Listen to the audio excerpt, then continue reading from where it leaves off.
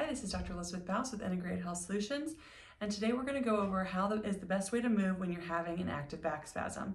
So some people have this and it doesn't last very long. Occasionally people will have back spasms that are lasting for days, and if you need to know best ways, best practices to move while you're waiting to get in to see somebody, that's what we're going to go over today. So we're going to go over how to get in and out of a chair and how to get in and out of a car.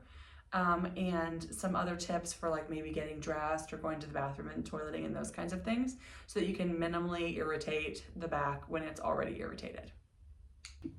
Okay, the first one we're going to go over is how to get out of a chair. So if you're sitting down, if you have a chair with handles, that's excellent, that helps a little bit more. But basically you want to either use this or pressing down, scoot until you're at the very edge, okay? You don't want to lean forward and walk your way up like a lot of people get up. You want to scoot all the way to the edge and try and get your knees underneath you, get your legs underneath you a little bit and squeeze your glutes and then come straight up, okay? Anytime you get up, if you're going like this and then coming up like this, that uses a lot of back effort and is very likely to make you feel worse, okay? So that's one way, and the same thing is going to be done in reverse for when you're sitting down. Instead of coming down and then sitting like this, you're going to sit, like kind of lower yourself to the edge, and then you can use your hands to brace and sort of scoot back, okay?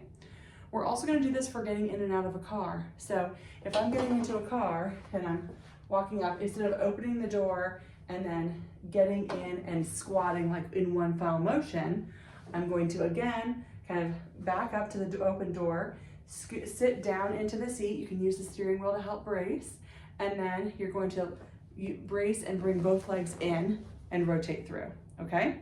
And that gets you in the car in two movements instead of one continuous movement that can be a little bit more irritating. For most of the other motions, for example, getting on and off the toilet or like brushing your teeth in the morning, you're going to want to just try and pretend like this is like braced, just like a brick, okay? Kind of brace like somebody's gonna punch you in the stomach and try and move as one unit. So move your whole body instead of twisting, okay? Anything you can do to keep it as stable as possible is gonna be helpful. Same with brushing your teeth. Instead of like leaning over and brushing your teeth, try and like squat down and brush your teeth. Anything you can do to keep your back stiff and straight is going to be very helpful, okay?